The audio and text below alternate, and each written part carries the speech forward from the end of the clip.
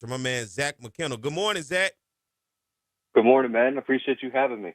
Man, thank you for coming on. Blue is what we call him. All right. So if y'all hear me say Blue, don't go crazy. Don't be like who he's talking. I'm talking about Zach. So, but this morning, Zach, as we look at the SWAC, we getting ready for SWAC Media Day coming up. 2025 SWAC Media Day is going to be over in Birmingham, Alabama. And of course, all the teams and the coaches, everybody's going to have an opportunity to get a look at a lot of these programs. But for us, we're going to break it down and look back into last season as we look at these teams, Blue. I want to jump right into it with you. And let's start with the Delta Devils of Mississippi Valley. In 2024, the Delta Devils went 1-11 overall. They were 1-7 in conference play. Their notable win on the season was that one win on the road, 24-21 at Florida A&M. Worst loss on the season, 66-0 against Nichols. Looking back at Mississippi Valley last year, Blue, offensively, they ranked 12th in the conference in scoring, averaging 16 points a game. They were 10th in total offense, averaging 284 yards a game, 12th in rush offense, averaging 86 yards a game, and 6th in passing offense, averaging 198 yards a game. Then we look over on the defensive side for Mississippi Valley. They were near the bottom in every category, 12th in scoring, averaging giving up 40 points a game. They were 12th in total defense, giving up 457 yards a game, 12th in rush defense, giving up 238 rushing yards a game, and 10th in pass defense, giving up 218 yards a game. Looking back at Mississippi Valley last year, your thoughts, Blue? Yeah, I mean, I think a lot of their problems were overshadowed by that big win they had, Perry, right? Because, I mean, outside of that FAMU game, there was really not a whole lot of positive to take out of last season. They really struggled throughout a conference play. They struggled to run the ball. Quarterback had no consistency as well. So it's like they really offensively did nothing well. Offensive line was pretty average, in my opinion. And then I think the defensive line has some promising talent on it. But the problem is, Perry, you have a coaching change, and what happens in today's college football? They transfer elsewhere. Yeah. And their defensive end, Donovan Parnham, right now is the starting defensive end at Idaho, who's going to be a playoff team this next year. And he had an excellent spring for the Vandals. Your leading wide receiver, Nathan Rembert's going to go over to Jackson. Your starting quarterback transfers out to Murray State, I believe, and there's rumors that he might potentially even make a move to tight end. And then Jackson Davis is nowhere to be found, your freshman All-American tight end. I don't think he's ended up anywhere. I know he has some academic issues off the field. I just don't – I mean, what's coming back for them that gives you any hope? And I'll be honest, I think in this new age of college football, Perry, Valley's really going to have to look itself in the mirror and figure out if it's going to do what it takes to compete at the Division I level. Because I think there's a handful of HBCUs that I think, if you're talking about partial scholarships, Perry, can get close to that 105. There's no school in the FCS that's going to offer 105 full scholarships, but Perry, there's a lot of schools that can carry 100-plus players, including walk-ons, and give those guys partials, help, grants, whatever it may be, right? Some sort of money to be there. Valley hasn't had full scholarships. They don't even have enough scholarships to play FBS games right now.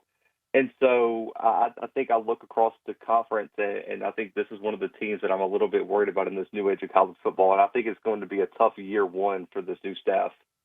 Let's look at Bethune-Cookman as we continue to move on. Valley is going to be near the bottom. They were the worst team in the conference last year. Bethune-Cookman just a step ahead of Mississippi Valley. In 2024, the Wildcats went 2-10 overall. They were 2-6 in conference play. Their most notable win last year was 24-21 versus Grambling.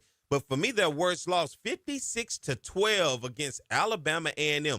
Offensively, when you look at them statistically, 11th in scoring offense, averaging 20 points a game for the Wildcats. They were 9th in total offense, averaging 290 yards a game. 11th in rush offense, Blue, averaging 105 yards rushing a game, and 8th in pass offense, averaging 184 yards passing a game. Defensively, you look at the Wildcats near the bottom in every stat as well. 10th in scoring, giving up 34 points a game. 11th in total defense, giving up an average of 454 yards a game. 11th in rush defense, giving up an average of 237 yards a game. And 8th in pass defense, giving up an average of 217 yards a game, Blue. Yeah, and the problem is on this area, they're going to have a lot of turnover defensively. Lose a lot of their top contributors. That they bring back some talent on the offensive line. I think their offensive line is going to be better than people expect. Freshman All-American anchoring that line coming back. They added a few key transfers at wide receiver, Perry, that I'm a little bit excited about, but I still think it comes down to quarterback issues. They had one yesterday announce his commitment to Sac State. You get a few guys coming back in that room, but I think it's going to probably come down to whoever one of the transfers. Probably Timmy McClain is the guy I'm looking at here, Perry, former Arkansas State UCF transfer. Shows some flashes of insane athleticism. The problem is I think he could be a more refined passer with some development.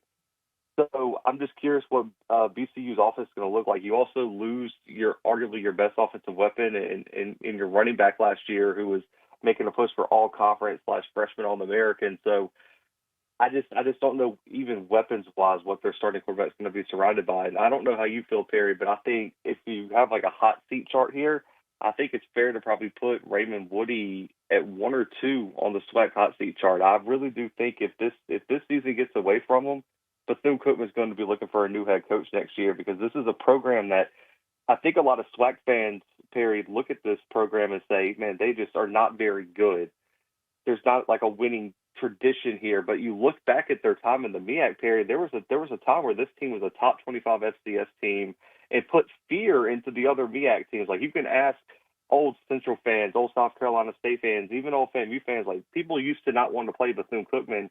And I think that hunger around the fan base is building. They want to get this program back to where it was probably 10 plus years ago. And I think a new head coach might be the move there. Yeah, Florida being a talent-rich state, Brian Jenkins at that time had this program rolling. And you go all the way back to Coach Shine, where Bethune-Cookman was not a bottom-of-the-barrel team. They were a team that were going to give you a tough out each and every weekend. Let's move forward and look at the Golden Lions of the University of Arkansas at Pine Bluff. My mom's alma mater. UAPB last year in 2024 went 3-9 overall. They were 2-6 in conference play, Blue. Their notable win was a early week game against Prairie View on national television, in which they won 21-17. Their worst loss on the season, of course, to the University of Central Arkansas, UCA. They lost 56-17 against the UCA Bears. Offensively, when you look at them, they were pretty good last year. 5th in scoring offense, averaging 23 points a game. They were 6th in total offense, averaging 335 yards a game. 8th in rush offense, averaging 115 yards a game. And they were 3rd in pass offense with 219 yards a game. Of course, Mekhi Hagan was their quarterback, Giovanni Gibson, the wide receiver. 2 good combinations of offense for those guys. Defensively, though, near the bottom with Valley and Bethune-Cookman. UAPB, the Golden Lions, 11th in scoring defense, averaging giving up 35 points a game. They were 10th in total defense, giving up 426 yards a game. 10th in rush defense, giving up 218 rushing yards a game. And 7th in pass defense, Blue, giving up an average of 208 passing yards a game. Yeah, they were pretty active in the portal. And I also think they hit the JUCO circuit pretty well. They landed a few promising wide receivers in state. A few offensive linemen, but I think the big signing here, Perry, that no one's really talking about is they landed a transfer quarterback. His name is Christian Peters from Shaw University at the D2 level. Last year, he was a Harlan Hill Trophy finalist or nominee. He had almost 2,000 passing yards, 21 touchdowns, 3 rushing touchdowns, took care of the ball pretty well. A very, very experienced grad transfer, Perry. I know there's been some talk about what Mekhi Hagan's was. Like, how good was he really, or was it more Giovanni Gibson on the outside? I think that's a fair conversation, because Mekhi Hagan is going to have a QB battle of his own to deal with Quad Brown over at Alabama A&M. But there's an argument to be made that Christian Peters is actually an upgraded quarterback. Now, the bigger question, though, Perry, who is he going to throw to? Because he does not have that guy on the outside, and Giovanni Gibson, who's now at Oklahoma competing for his starting spot as he overcomes his injury. He doesn't have that kind of bailout blanket, which we saw in some of these big wins they had last year, or just close games that they had last year. That was kind of his safety blanket. Who is Christian Peters going to throw to? That's my biggest question. And I'll say this, Perry, they were really small, the offensive line and interior defensive line. And in the SWAC, that's going to get you beat up week in and week out, because you look at Southern, you look at Jackson State, you even look at FAMU.